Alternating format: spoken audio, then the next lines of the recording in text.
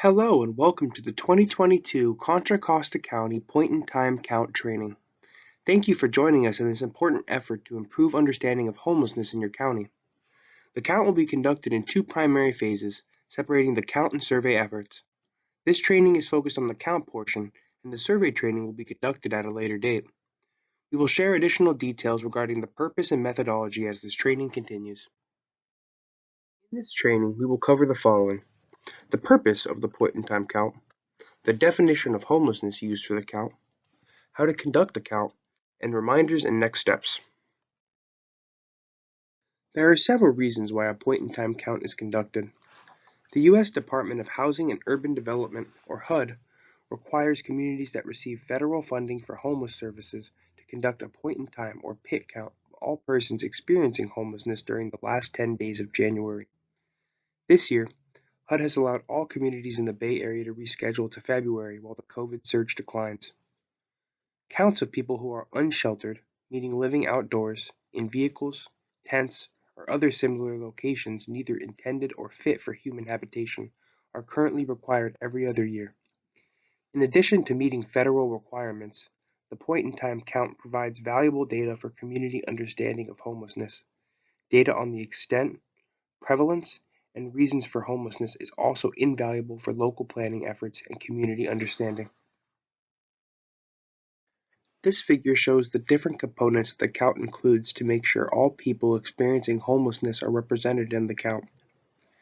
You will be participating in the general street count, which is highlighted in the middle box on this slide. The general street count is a visual count of people who are currently unsheltered and will take place during the early morning hours on the day of the count, before people begin moving through their day and before people staying in shelters leave the facility. Timing and coordination are important to avoid duplication, so areas surrounding shelter locations should be counted first. Route timing is important and should be considered in pre-planning efforts.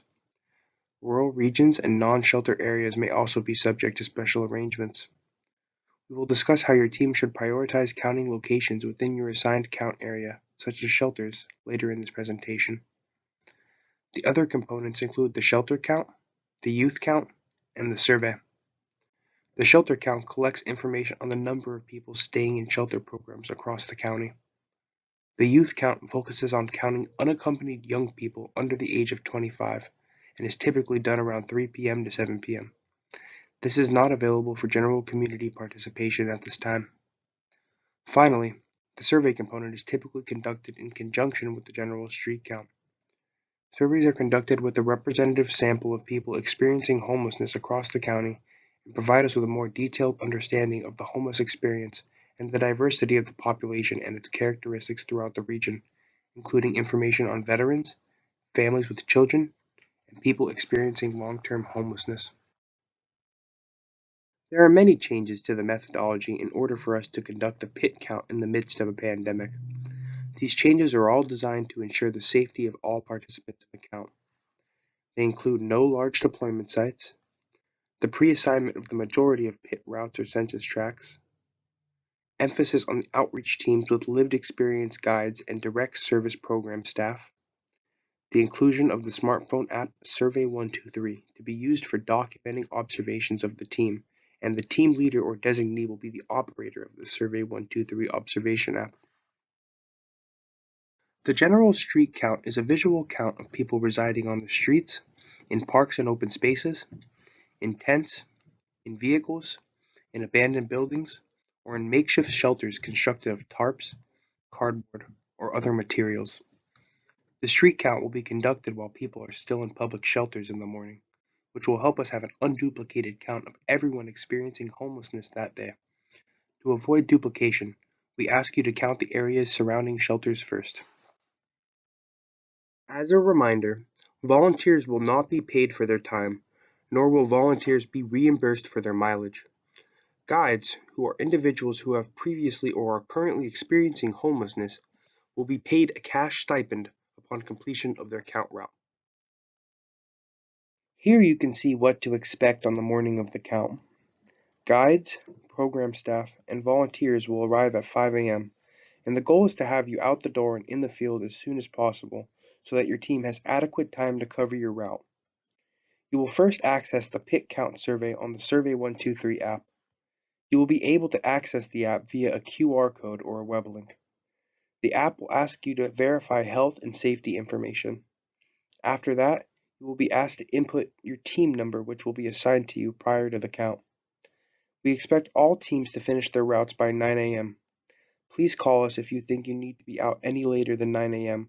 or if you need additional help to complete your assignment. We strongly encourage you to conduct as thorough of a count of your assigned maps as you can. There are generally two different types of participants on each team during the general street count: volunteers and guides. This slide outlines the differences between guides and volunteers. A guide is an individual who has previously or is currently experiencing homelessness and uses their knowledge to identify individuals experiencing homelessness during the general street count. They will guide their team toward locations in their assigned count area where individuals experiencing homelessness are likely to be seen, and will help distinguish between safe and potentially dangerous situations. Guides are compensated for their time and contributions to the count in the form of a $20 per hour cash stipend. A volunteer will provide consultation and support in team decisions. They will be in charge of transporting their count team through their assignment and will help ensure that full coverage of the map is achieved and communicate with pit count organizers as needed. Please note that the volunteers are not paid for their participation in the count, nor do they receive gas or mileage reimbursement. Teams should note that because we are covering the entire geography of your county, there may be instances where the guide is not personally knowledgeable about the specific route the team is covering. However, guides are still able to draw on their first-hand experience of homelessness to help identify potential locations or persons based on previous experiences and signs in the environment. If a team is confused on whether or not a person should be included in the count, we ask them to collaborate within their team to make an informed decision. All team members are in charge of ensuring the methodology is being followed, and should designate one team member to be in charge of marking the tally sheet and one team member responsible for tracking the team's coverage of their count area.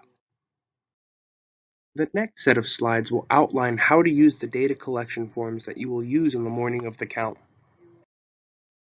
Each team will be assigned to specific routes and given maps of those routes. Your maps will be emailed to you and a link to a Google smartphone version will be sent as well. If there are issues printing the map, please email or contact alex@appliedsurveyresearch.org or call us at 877-728-4545 to make arrangements to get a hard copy map locally. Your route will be outlined. Please stay within the tracked border. Often, the boundary of your route is a street. If the borderline is a street, count the people on the inside of the street, or the side of the street that connects with the rest of your route. If there is someone moving back and forth across the street, you should count them. Please cover all areas. The count persons are persons who are experiencing homelessness or living in a place not meant for human habitation. This includes tents, vehicles, parks, sidewalks, etc. Be sure to drive or walk down every street. Count on both sides of the street unless it's a route border. Look for open areas. You may need to get out and walk. You decide the route you take. That route may depend on traffic or where shelters are. Be sure to cover areas around shelters first. It is a good idea to put an X on streets and areas once you've covered them, so you don't count them twice. If you are assigned to two contiguous maps, be sure to outline a route that will easily take you from one map to the other. When you first open the app, you will verify that you and all your teammates are fully vaccinated against COVID-19 by selecting Yes. If you have any questions about this, please call 877-728-4545. After that, you will then move on to the next screen by using the arrow button located in the bottom right corner of the survey. In the next screen, you are required to enter in your team number, which will be assigned to you within 72 hours of the count via email. Let's look at some examples of how to fill out the tally sheets. You will fill out one line per person that you see.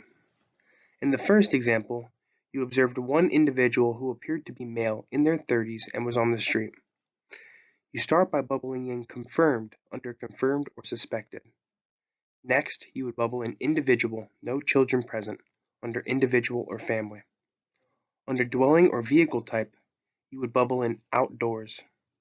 Under is this sighting part of an encampment, you would bubble in no. Under gender, you would bubble in male. Under age, you would bubble in 25 to 59. To move on to the next entry, you press the plus icon, which is located under the map in the bottom right area of your screen. Please note that for the purposes of the count, a family is defined as one adult present with a child under the age of 18. In the next example, you observed a family of 3 that included 2 adults over the age of 25 and 1 child under the age of 18 on the street. You start by filling in the bubble that says confirmed under confirmed or suspected. Next, you would bubble in family under individual or family. Under dwelling or vehicle type, you would bubble in outdoors. Under is this sighting part of an encampment, you would bubble in no. Under how many total family members, you would press the plus button 3 times to indicate that there are 3 total family members. Under age and gender of each family member, you would start with the first person and bubble in their age and gender. After bubbling in the first person, below the section age, there is a forward pointing arrow with a 1 out of 3 to the left of it. You would press this arrow and again bubble in the gender and age of the next person. After bubbling in the second person, you would press the forward arrow again to move on to the third person. After bubbling in the age and gender of the third person, you would press the plus icon in the bottom right area of your screen to finish the entry and move on to the next one. Listed here are some ways to identify vehicles that are housing individuals.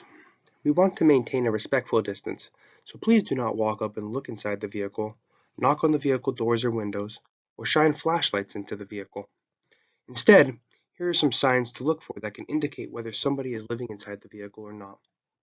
A vehicle with windows that are fogged, partially open, or blocked, electrical connections or generators, screens or window coverings, items inside and outside of the vehicle, including household items, bags, clothing, etc., sounds of music or talking coming from inside the vehicle, or that the vehicle is in a known, safe parking location, which may be designated on your map. If you find a car, RV, or van that looks inhabited based on the signs detailed on the previous slide, but you cannot determine how many persons are residing in the vehicle, you start by pressing Suspected under Confirmed or Suspected. Next, under Dwelling or Vehicle Type, you would bubble in Car, RV, or Van, depending on what type of vehicle it is. Additionally, we ask that you record the last 4 digits of the license plate of each vehicle you include in the count. The reason we request that you document the last 4 digits of the license plate number is to help us avoid count duplication. Vehicles move quickly, and this helps ensure vehicles are not counted twice. The field for listing the last 4 digits of the license plate number is located below the section entitled Dwelling or Vehicle Type. After that, you would submit the entry and move on to the next one by pressing the plus button in the bottom right area of your screen. We take the privacy and confidentiality of people experiencing homelessness seriously. Please note that vehicles are not traceable or able to be tracked down using these numbers. Additionally, these numbers are only for use by the research consultant team from Applied Survey Research and will not be shared with any persons, organizations, or authorities outside of ASR. An encampment is defined as 2 or more tents or makeshift shelters that are grouped together. In this example, you observed an individual who appeared to be male and in his 30s outside a tent. You also observed a tent directly next to his with an individual who appeared to be male and in his 60s standing outside of that tent. You start by bubbling in Confirmed under Confirmed or Suspected. Next, under Individual or Family, you would bubble in Individual. Under Dwelling or Vehicle Type, you would bubble in Tent or Makeshift Structure. Under Is this sighting part of an encampment, you would bubble in Yes. Under Gender, you would bubble in Male. Under Age, you would bubble in 25 to 59. At the bottom of the survey, there is a plus button you could press to add another individual. It is located under the map. After adding the next individual, repeat the same steps you just did except under Age, you would bubble in 60 plus to indicate that you believe the second individual is in his 60s. To complete the entry, you would press the plus button in the bottom right area of the screen. In the second example, you observe 3 tents together but do not see any individuals. In this case, you start by bubbling in Suspected under Confirmed or Suspected. Under Dwelling or Vehicle Type, you would bubble in Tent or Makeshift Structure. After that, You press the plus button located under the map to indicate another tent, and repeat these steps for the next 2 tents or structures. Safety is a top priority while out in the field. Please take note of the following items when you are out conducting the count. Please be safe and do not take any risks. Do not approach individuals and ask them if they are experiencing homelessness. Please observe and document observations only. Do not take photos while out in the field to protect the privacy of those being counted. Please keep all locations and information confidential and do not discuss them after the count in social media or other public forums. Stay with your teammates, be respectful of those you are counting, and if you have any problems or questions, call your deployment captain. Once again, safety comes first for all count participants. If an area seems too unsafe to cover, do not enter it. Mark the area on your map to show your deployment center captain when you are completed with the count.